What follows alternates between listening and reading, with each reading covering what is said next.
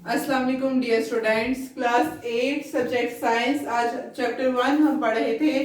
आज का हमारा लेक्चर है किडनी फेलियर। हमने माल फंक्शनिंग ऑफ किडनी को स्टार्ट किया था कि किडनी की क्या क्या माल फंक्शनिंग होती है, क्या क्या डिसऑर्डर्स होते हैं। तो in the previous lecture we discussed kidney stones in very detail. आज हम किडनी फेलियर पढ़ने जा रहे हैं, जो सेकेंड माल फंक्शनिंग है, जिसमें गुर्दे फेल हो जाते हैं, किडनीज फेल हो जाती हैं, काम करना छोड़ देती हैं।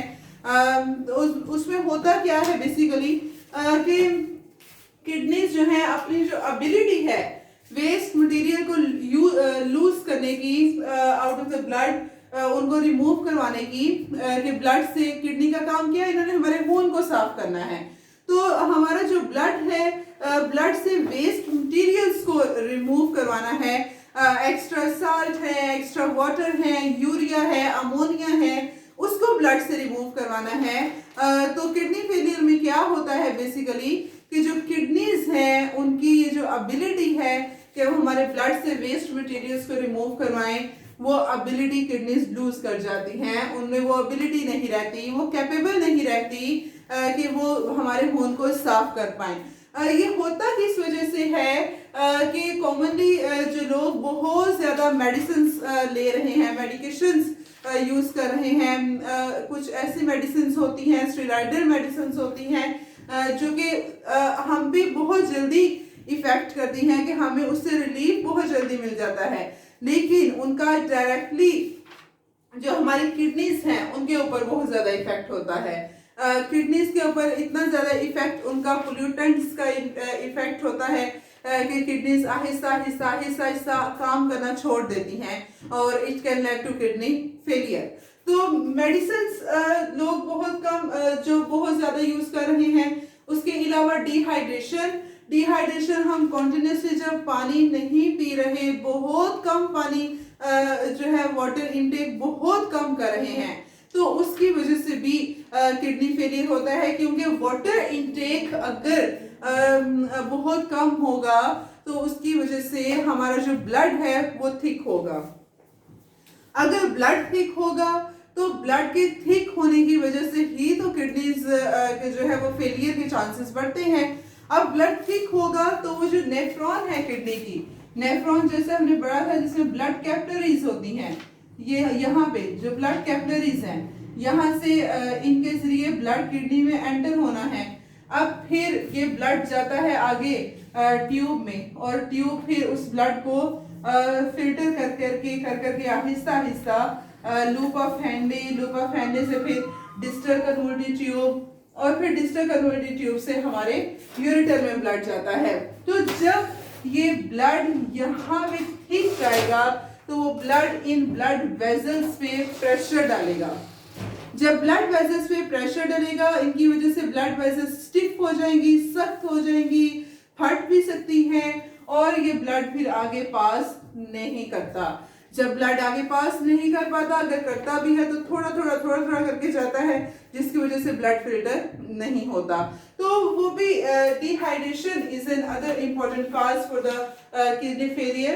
उसके अलावा क्रोनिक डिसीजेस, क्रोनिक डिसीजेस मतलब ऐसे डिसीजेस जो लॉन्ग लास्टिंग होती हैं, ऐसे डिसीजेस जो लॉन्ग टाइम के लिए परसिस्ट करती हैं, इतनी जल्दी नहीं क्योर होती, उन डिसीजेस को हम क्रोनिक डिसीजेस कहते हैं। तो क्रोनिक डिसीजेस क्यों कैसे वजह बनती है किडनी फेलियर की? इस तरह से कि अगर we are facing chronic diseases तो हम कॉन्टिन्यूसली उन डिसीजेस को रिलीव करने के लिए we are taking in lot of medicines. हम जब मेडिसिन्स ले रहे हैं तो आई टोल्ड यू कि मेडिसिन्स की वजह से किडनी फेलियर किस तरह से होता है। तो इस वजह से फिर उससे भी जो है वो किडनी फेलियर के चांसेस बढ़ते हैं। नेक्स्ट हम कहते हैं causes of mall functioning of kidney, कि जो किडनी की माल फंक्शनिंग के क्या काजेस हैं। किडनी स्टोन्स बन रहे हैं तो उसके तो हमने काजेस देखे थे। Dehydration was an important cause, कि उसकी वजह से यूरिन कॉन्सेंट्रेटेड हो जाता है, तो फिर वो स्टोन्स उसमें से जो साल्ट है वो स्टोन की फॉर्म में चेंज हो जाता है।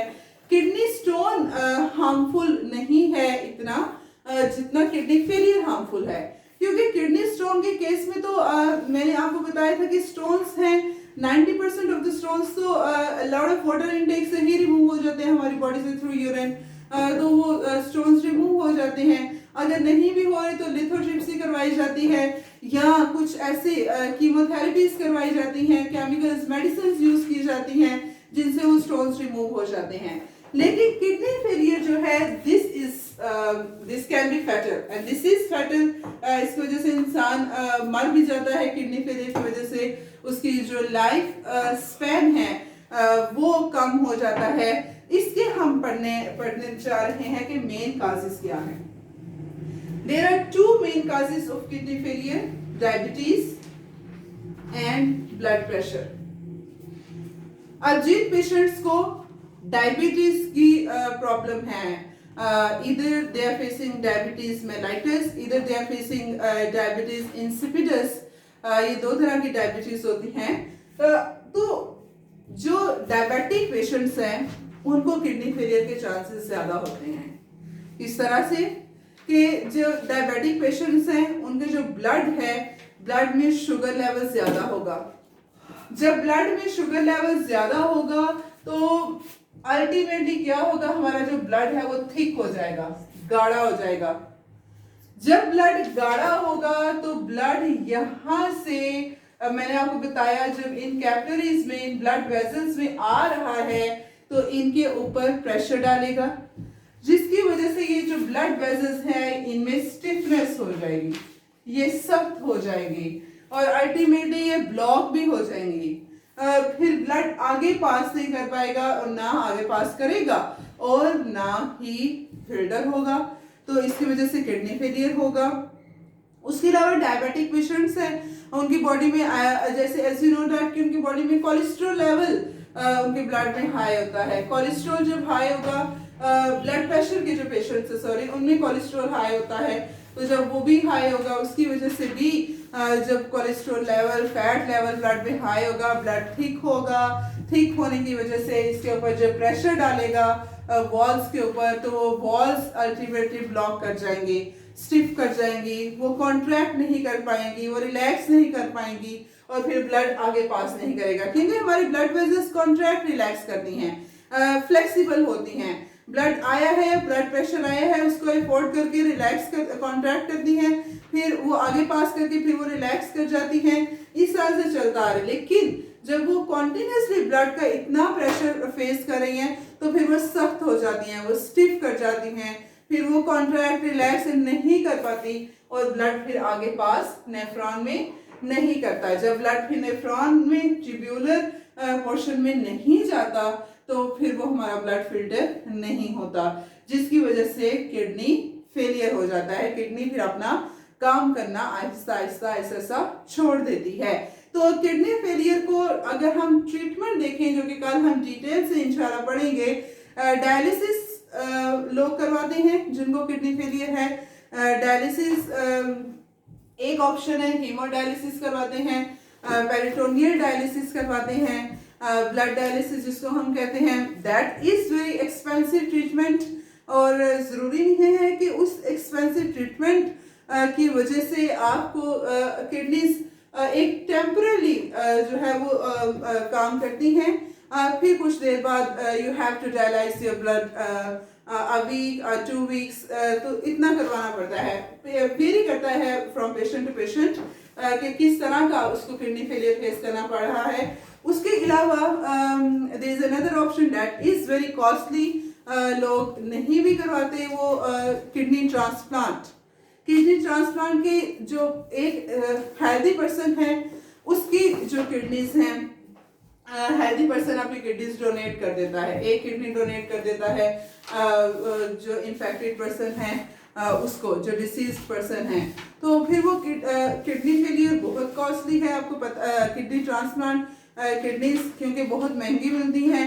अब दूसरा ये होता है महंगी तो होती हैं, लेकिन किडनी ट्रांसप्लांट करवाते हुए there are many problems face करना पड़ती हैं जब किडनी ट्रांसप्लांट करवाया जाता है, कि जरूरी है कि जो ब्लड रिसिपिएंट का है वही ब्लड डोनर का भी हो। जो ब्लड ग्रुप रिसिपिएंट का, for example recipient A positive blood group का है तो उसकी किडनीज फेल हो गई हैं, तो ज़रूरी है कि जो अब जिससे किडनी लेनी है वो बी ए पॉजिटिव ही हो, वो ए नेगेटिव बी पॉजिटिव, उसका ब्लड ग्रुप चेंज ना हो।